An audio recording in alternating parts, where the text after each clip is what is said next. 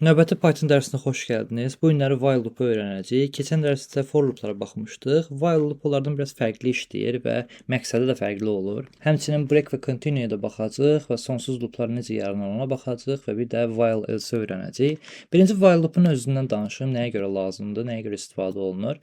Əgər bizim dövrlərimizin sayı bilinmirsə və nə vaxt bitəcəyini bilmiriksə, onda while loop-dan istifadə edirik. Məsələn, for loop-dan istifadə edəndə orada listlər var idi. Listin içərisində say var idi, həmin saya uyğun for loop eləyirdik. Amma while loop-da isə bu biraz fərqlidir. While loop-da true verəcək qabağına və o bitmədiyi müddətcə, səhv olmadığı müddətcə bizim kodumuz işləyəcək. Məsələn, while loop yazmaq üçün burada belə bir kod yazaq. Yazım ki, while belə formada və burada mötərizə aça da bilərik, açmaya da bilərik. Mötərizənin içərisində yazacağam ki, true. Yəni şərt olaraq bildirmişəm, həmişə doğru olsun. 2 nöqtə qoydum. Və burada yazıram ki, print salam. İndi bunu çalıştırsam, Python 3 dərs 8.py. Baxın, mənə sonsuz şəkildə aşağıda salam sözünü yazır. Terminal sönmür.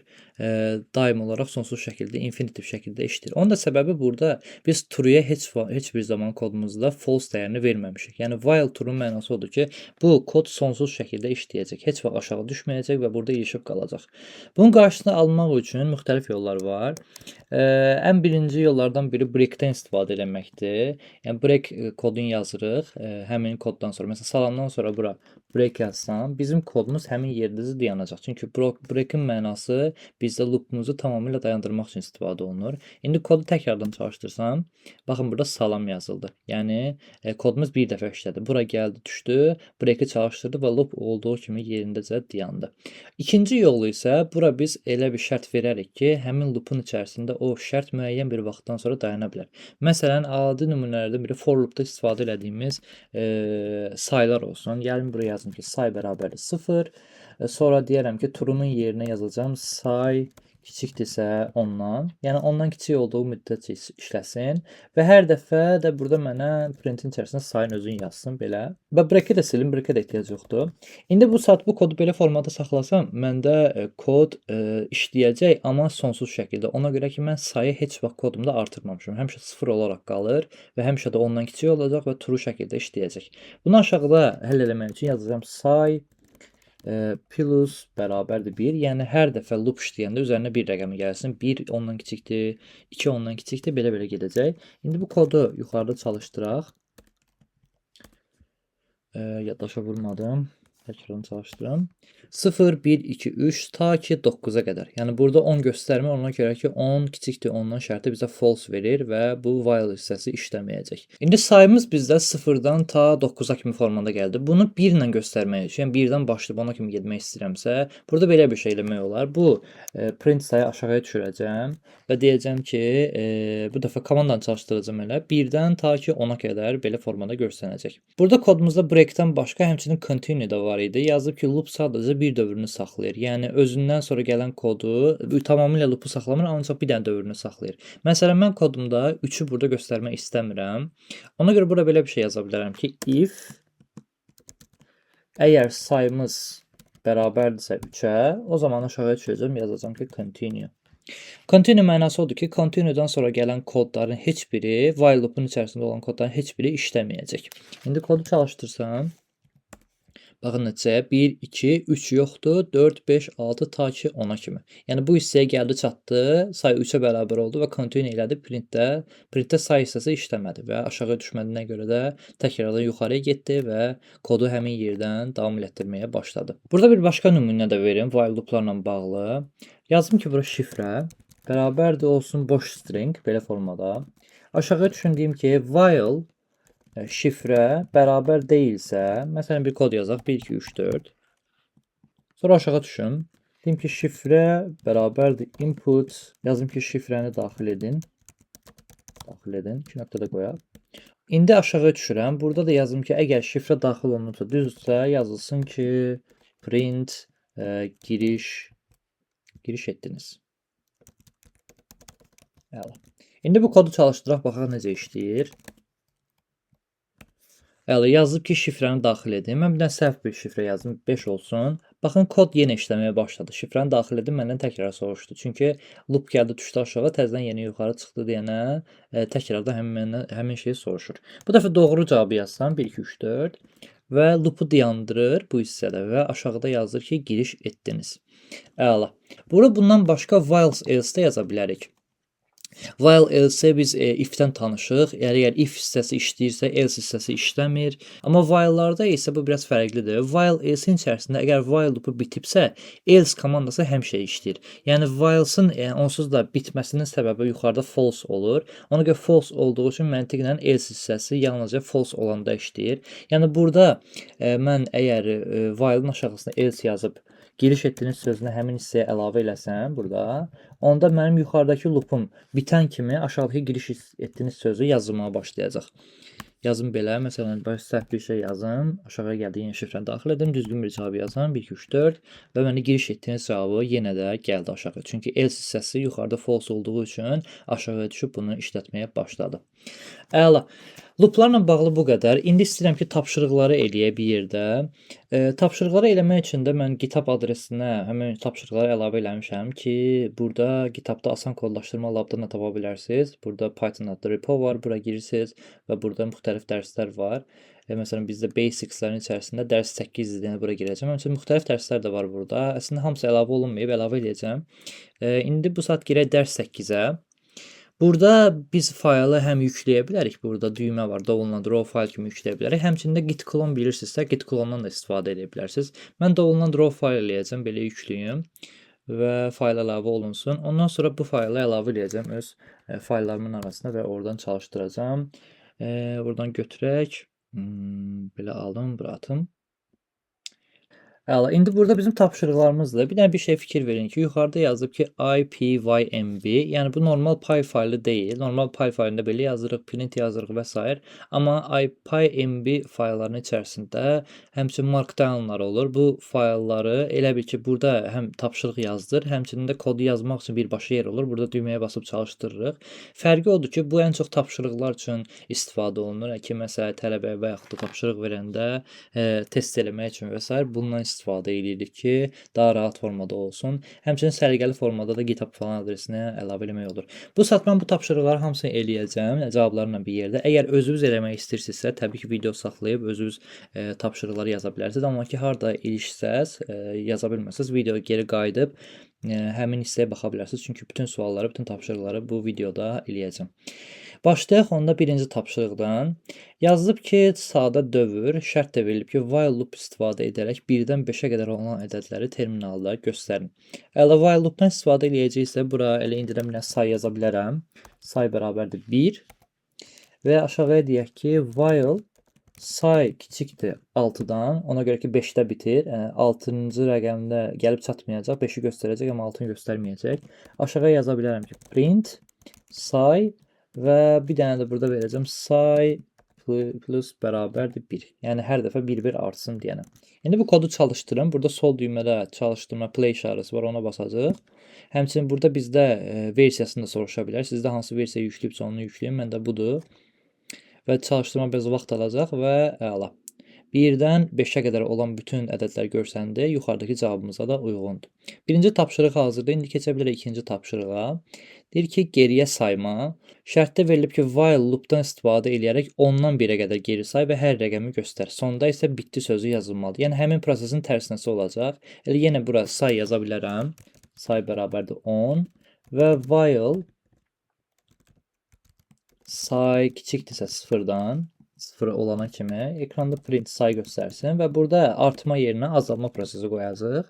Çıxılsın bərabərdir 1, hər dəfə 1 azalsın və deyir ki, bitdikdə isə bitdi sözü yazılmalıdır. Onun üçün də else-dən istifadə edə bilərik. Çünki yuxarıda şərt vermişik. Yazım ki, print belə yaza bilərəm, bitdi. Həmçinin ida işarəsi də var idi, belə qoyaq. İndi bu kodu çalışdırım. Bitdi cavabı gəldi, amma print say göstərmədi. Baxaq nəyə görə. Burada işləməmin səbəbi də ki, burada kiçikdir yerinə böyük işarəsi qoymalıyıq. Yəni ondan kiçik olduğu müddətcə yuxarıdakı tapşırıqda məsələn bu düz idisə, aşağıda onun tərsinəsi olduğu üçün böyük işarəsi yazılmalıdır. İndi bunu təkrardan çalışdıraq və ondan ta ki 1-ə kimi və bitdi sözü də axırda yazdır. Əla, indi isə keçək tapşırıq 3-ə.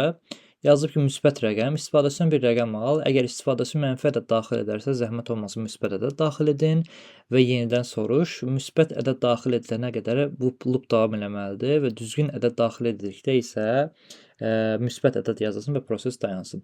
Əla, burada belə bir şey eləmək olar. While true yaza bilərəm. While true-nun içərisində deyəcəm ki, əgər, həmçinin say da götürək. Say, bunu da userdən götürəcək. Input, int kimi olacaq həm də. Int input yazılsın ki, say, rəqəm daxil edin, belə bir şey, rəqəm daxil edin. Şimdi bu da adını dəyişib rəqəm qoyaq, bu səliqəli olsun, rəqəm. Və aşağıda deyim ki, əgər rəqəmimiz sıfırdan böyükdürsə, o zaman yazılsın ki, müsbət rəqəm, çünki yuxarıda elə deyirdi və loopumuzu dayandırsın. Müsbət rəqəmi tapan kimi loop dayanmalıdır.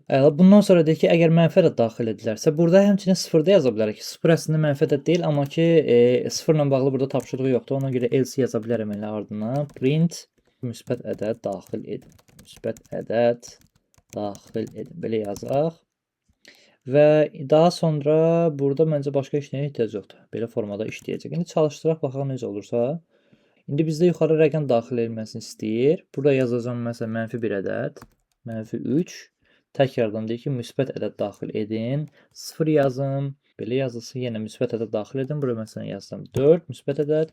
Onda yazacaq ki, müsbət rəqəm və loopumuz olduğu kimi və loopumuz dayanacaq. İndi keçək növbət tapşırığa. Tapşırıq 4 rəqəmlərin cəmi. Şərt deyir ki, istifadəçidən tək-tək ədədlər al. İstifadəçi terminalda son sözü yazana qədər loop dayanmalıdır. Yazdıqda dayanmalıdır və sonda daxil edilmiş bütün ədədlərin cəmini hesabla və terminalda göstər. Ümumilikdə bir cəm varsa həmişə yadınızda saxlayın ki, yuxarıda bir dəyər açılmalıdır. Cəm aça bilərəm məsələn, cəm formasında cəm bərabər 0 və aşağıda dayanmadan bizdən şərt soruşacaqsa, o zaman while true yaza bilərəm əslində. Amma belə bir şey də yazmaq olar ki, cavab bərabərdir, boş bir işarə belə. Və burada deyə bilərəm ki, while yazım ki, cavab bərabər deyilsə son. Yəni son olmadığı müddətcə aşağıda bizdən ədədlər soruşsun. Həmçinin burada deyəcəm ki, cavab bərabərdir input. Cavab bərabərdir input. Hələ ki int yazmıram və yaxud da float da yazmıram. İndi burada deyəcəm nəyə görə? Yazılsın ki, ədəd daxil edin. Əla. Burada int ona görə yazmalıyım ki, bizə gələn cavab həm string ola bilər, həm də rəqəm ola bilər. Yəni rəqəm yazsaq onu məcburuq ki, rəqəmə çevirək, amma burada həmçinin cavabı son kimi də istifadə eləmişik. Ona görə bu string də ola bilər. Ona görə mən əlavə bura check qoyacağam ki, if əgər cavabımız bizdə is digitdirsə, yəni rəqəmdirsə, is digit funksiyası bizə rəqəm olduğu qaytarır, rəqəm olduğu müddətcə rəqəm olduğu kimi qaytarır. Və bunu mən cəmin üzərinə gələ bilərəm. Cəm bərabərdir, plus bərabərdir. Bunu int-ə çevirməliyəm, yaxud da float yaza bilərsiniz. On dəfə int yazıram, cavab. Və əgər bu cavab intdirsə, rəqəmlərin üzərinə gələcək. Əgər yox sondursa, o zaman buradakı loop bitəcək. Həmçinin aşağıda da belə bir şey yaza bilərəm ki, else-in içərisində print cəm, bu da olsun bərabərdir cəm. Belə formada. İndi kodumuzu çalışdıraq. Ədəd daxil edin. Yazım ki 4. Bir dənə də daxil eləyək, məsələn 10. İndi bura yazım son sözünü belə və kodumuz dayanır, yazılacaq ki, cəm 14. Yəni hesablayıb bizə ümumi cəm verdi. Yəni onun da səbəbi burada is digit formasında gördüyü üçündür. Fikir verin ki, son yazanda normalda əslində bura işləyir, amma ki is digit bizə false qaytardığı üçün rəqəmi əlavə eləmir, ona görə problem yaşanmır. Əla, keçək növbət tapşırığa. Düzgün şifrə tapmaq. Doğru şifrə budur. Python 123 istifadəçi şifrə daxil etməlidir. Şifrə yanlış olarsa, yanlış şifrə yenidən cəhd edin. Şifrə doğru olarsa, xoş gəldiniz yazılsın və loop da yansın. Elə birinci olaraq mən doğru şifrəni burada yaza bilərəm. Doğru şifrə. Təsəvvür eləyək ki, bu bizim işləməsi üçün lazım olan koddur, giriş üçün.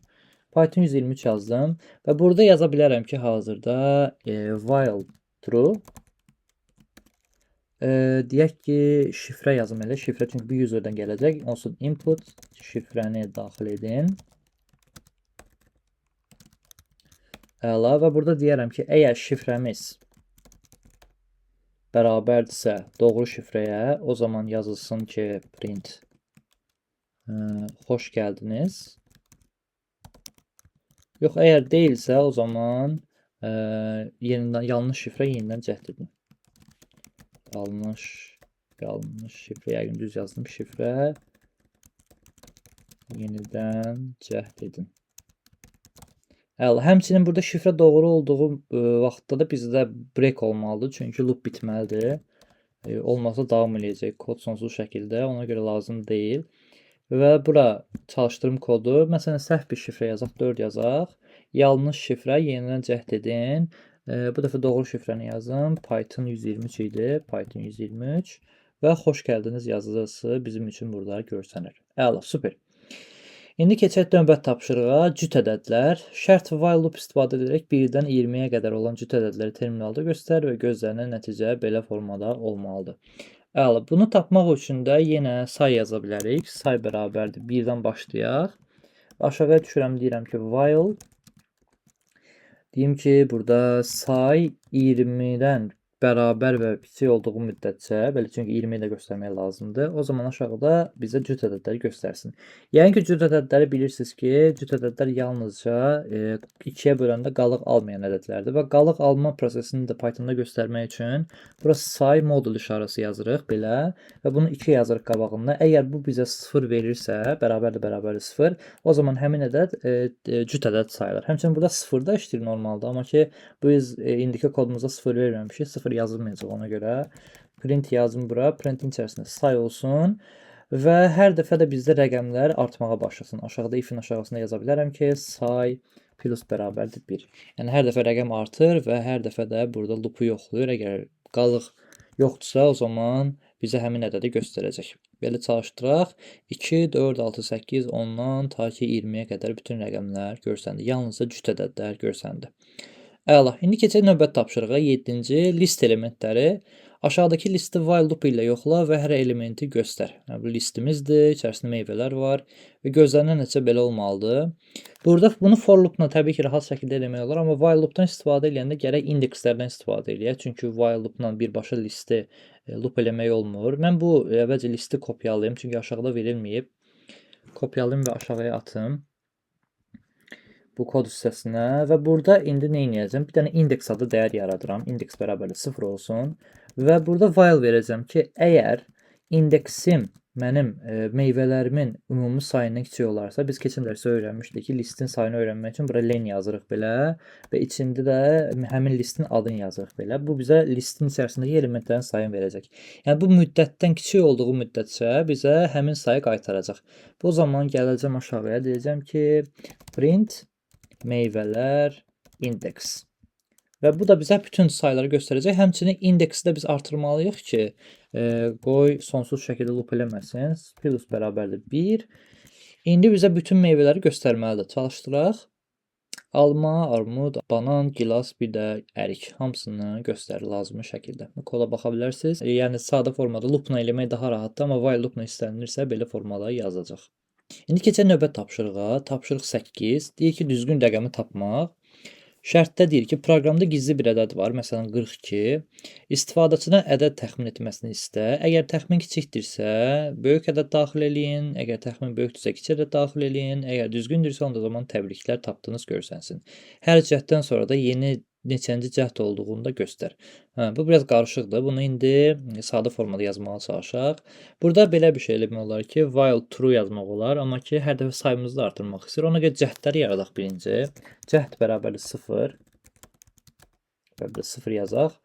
Və aşağıda while true yazacağam. Yəni, true olduğu müddətcə nə vaxt ki, tapana qədər o ədədi bizə götürməlidir. Yazım ki, true. Və bunun içərisində deyəcəm ki, həmçinin düzgün cavabı da elə bunun içərisində ata bilərəm əslində. Yazım elə. Əvvəlcə input götürək. User input bərabərdir olsun. Bizdən rəqəm tələb edirsə int yazmalıyıq. O zaman input yazaq ki, məsələn rəqəm daxil edin, yaxud da ədəd daxil edin. Ədəd daxil edin. Və bu bizə gələn ədəd 42-dirsə, məsələn, ya 42-dən böyükdürsə, o zaman həmin ədədi yuxarıda da təyin edeyim. Yazaq ki, düzgün ədəd bərabərdir 42, belə.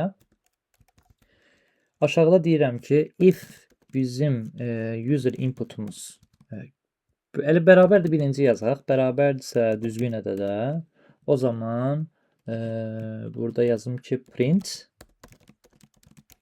təbriklər tapdınız. Əla və aşağıda da break verək ki, qoy loopumuz dayansın tapandan sonra. Ondan sonra elif eləyəcəyik. Əgər bizim rəqəmimiz düzgün ədəddən kiçikdirsə, o zaman böyük ədəd daxil edin yazılsın. Print böyük ədəd daxil edin. Çünki kiçik olduğu üçün buna hint veririk ki, yəni təxmin veririk ki, kömək eləyirik ki, böyük ədəd daxil eləsin. Həmçinin bunu da eynisini aşağıda yazaq. Bu dəfə else ilə yazacaq, çünki başqa şərt yoxdur bizdə. Bunu belə götürüm. Bunu da arxaya verək. Həmçinin böyük ədəd daxil yerinə yazaq, kiçik ədəd daxil edin. Bunu else eləyək. Əla. Həmçinin burada cəhdlərimiz də var. Hər dəfə səhv daxil edəndə cəhdin üzərinə bir rəqəm gələcək. Və cəhdləri də həmçinin burada bir-bir yazmaq yerinə aşağıdan yaza bilərəm. Bu loop if-in bayırında yaza bilərəm. Cəhd bərabərdir plus bərabərdir 1. Yəni onsuz da düzgün cavabı tapsaq break edəcək, loop sonlanacaq, cəhdə girən deyil, amma başqa vaxtlarda isə səhv olduğu üçün həmişə cəhd bir-bir artacaq. Və hər dəfə də bizə cəhdin sayı göstərilməlidir və bunun qabağına belə bir şey yaza bilərəm ki, vergül cəhd sayı ya da cəhd sayını elə aşağıda yazım. Yəni print belə cəhd sayı cəhd belə. İndi kodumuzu çalışdıraq, baxaq necə olur. Yazılıb ki, ədəd daxil edeyim. İndi düzgün ədəd 42-dir. Başqa bir səhv ədəd yazaq. 5. Cəhd sayı 1 oldu. Qabağına gəldi. Böyük ədəd daxil edin yazır həmçinin. Və bu dəfə böyük ədəd daxil edək. Məsələn 55. Enter bastım, yazıldı. Kiçik ədəd daxil edin. Cəhd sayı 2 oldu. Və bu dəfə düzgün cavabı versəm 42. Və cavab verir ki, təbriklər tapdınız. Yəni təbriklər tapdığınızdan sonra cəhd sayını göstərmir, amma məncə ehtiyac yoxdur, çünki tapşırıqda da demir həmin hissəsində. Ona görə növbət tapşırığı artıq keçə bilərik, yəni bununla bağlı heç nə yoxdursa. Əla. Tapşırıq 9 alış-veriş siyahısı şərt deyir ki, istifadəçi məhsul adları daxil eləsin. Sən onları boş bir siyahıya əlavə et. Yəni list açacaq təzə bir, elə demək istəyir. İstifadəçi son yazdıqda loop dayanmalıdır. Yəni son yazdığı müddətcə bu işləməlidir. Başqa vaxt isə həmin loopun içərisində bir ədəd həmin məhsullara aid ediləcək. Sonda bütün siyahını for loop enumeration-da göstər. Alış-veriş siyahısı belə formada olmalıdır. Əla. Onda bir dənə yuxarıda boş bir səbət yaradaq. Adı olsun səbət bərabərdir və boş bir list belə və aşağıda yaza bilərəm ki, while true. Burada məsələn bir məhsul götürək. Userdən adını qoyaq. Input belə yazın ki, məhsul əlavə et. Əlavə edin belə. Daha sonra deyirəm ki, əgər if bu sona bərabər deyilsə, yəni son sözünə bərabər deyilsə, o zaman həmin məhsulu ilə bizim səbətimizin içərisinə əlavə elə. Səbət nöqtə append və məhsulu bunun içərisinə belə atım. Əla, super. Əgər məhsulumuz if sondursa, o zaman else-in içərisinə girək, elə bura break yazsaq işləyəcək. Əgər məhsulumuz sondursa, o zaman loopumuz dayanacaq həmin hissədə. Ondan sonra bitdikdən sonra da aşağı gələrəm, həmin enumeration burada tətbiq eləməliyəm. Yəni enumeration-ı keçən dərsdə də öyrənmişdim deyəsən, səhv etmirəmsə. Öyrətməmişəmsə, yəni baxa bilərsiniz, əgər burada indi göstərəcəm necə eləmək lazımdır. Böyük ehtimal öyrətmişdim deyəsən. Enumeration-ın içərisinə biz loop kimi yazacaq, adı loop kimi. Yəni for açıram burada. Forun içərisində elə bir məhsul yazın bura, adı bir söz kimi. In və daha sonra burada səbət yazaq. Bu saat bunu belə yazsam, bizdə məhsulların adlarını səbətdə belə formada göstərəcək. Sadəcə məhsulun adını göstərəcək. Amma orada deyilir ki, burada məhsulun qabağında saylar da verilməlidir. Onu da yazmaq üçün biz bura enumeration tətbiq edəcəyik. Yazıram bura enumerate belə və içərisinə bunu səbətə əlavə edirəm. Bunu götürüm elə bunun içərisində belə ataq. Səbət.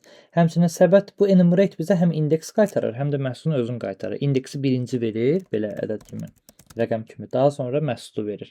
Bizdə bu indeksi belə yazanda təbii ki, indeks bildiyimiz kimi sıfırdan başlayır. Amma bizdə deyir ki, şərtdə sayıları birdən başlamalıdır məhsul adına, yəni insan dilində olduğu kimi. Ona görə enumerate səbətdən sonra bir vergül qoyacağam. Bura start yazıram.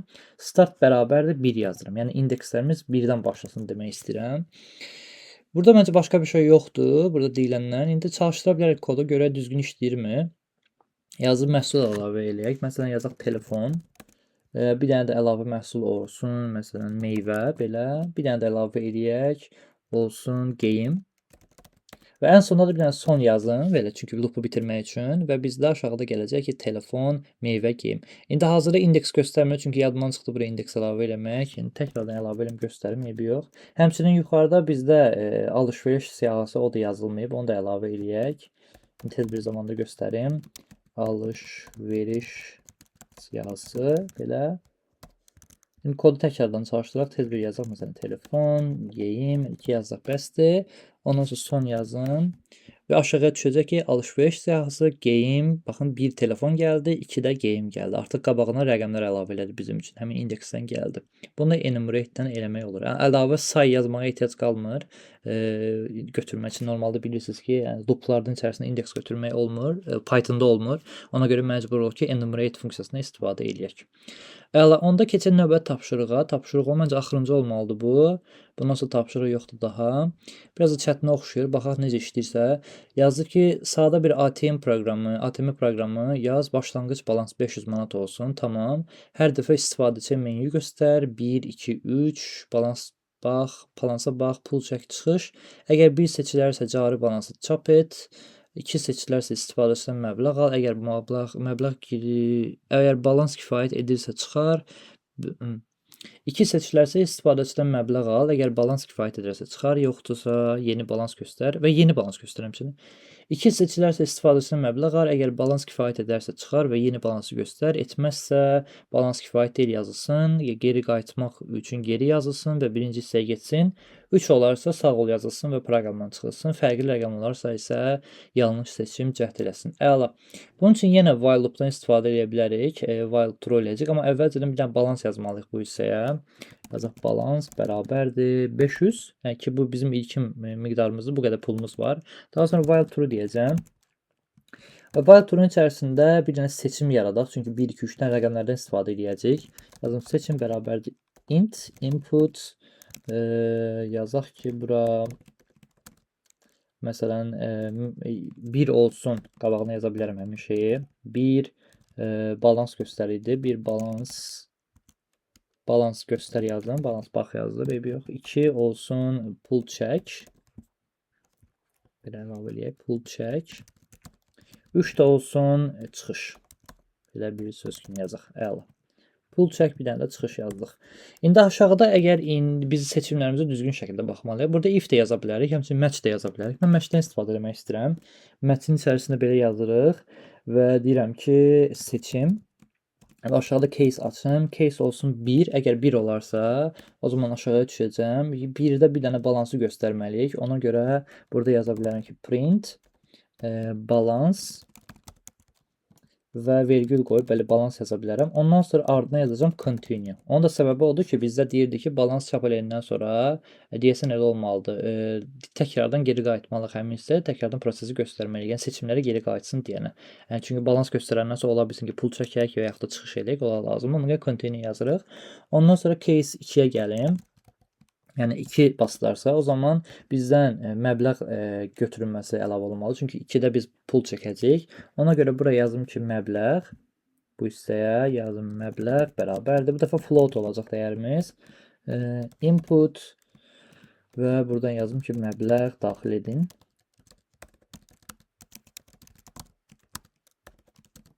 Əla. İndi bizim məbləğimiz yoxlamalıyıq ki, əgər bizim balansımızdan böyükdür, yoxsa kiçikdir, elə formada balans çəkə biləcək. Çünki əgər deyir ki, balans azdırsa, o zaman kifayət deyil yazılsın. Yazaq ki, bura if məbləğ, o zaman kiçikdirsə və bərabərdirsə həmçinin bizim balansımızdan, o zaman biz pulu çəkə bilərik. Yazım bura print, ya da print yazmayaq birinci.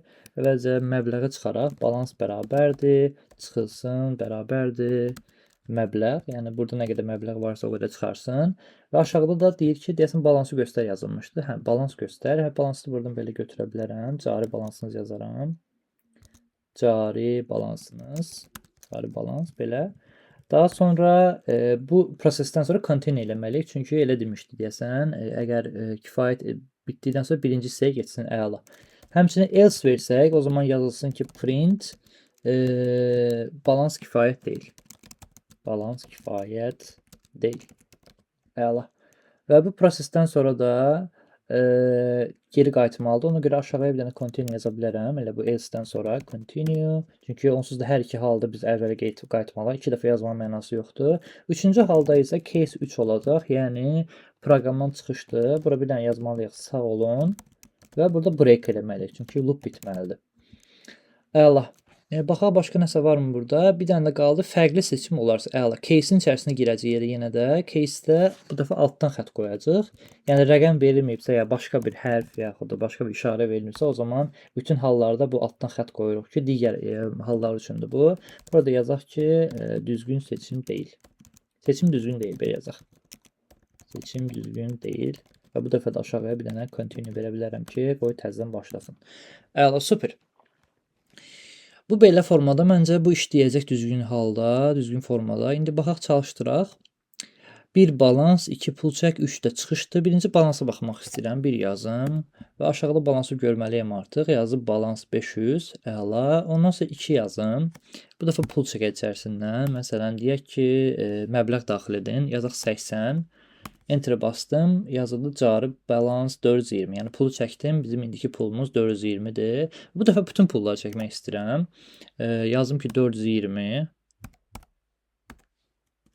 Və cari balans 0.0 oldu. Yəni heç nə qalmadı. İkinci dəfə təkrardan pul çəkim. Bu dəfə pulum yoxdur, amma bilmirəm pul çəkmək olursa yoxsa yox. Onu da əlavə eləyək. Yazıldı ki balans kifayət deyil. Əla. Axırda da bir dənə 3-ü basaq. Yəni ki çıxış eləmək istəyirəm. Yazacağıq sağ olun və ATM-də prosesi dayanır, loop dayanır və loopdan çıxır bizim üçün. Əla, bunlar tapşırıqlar idi while-dan istifadə olunan. Əgər sualınız olarsa verə bilərsiniz kommentlərdə.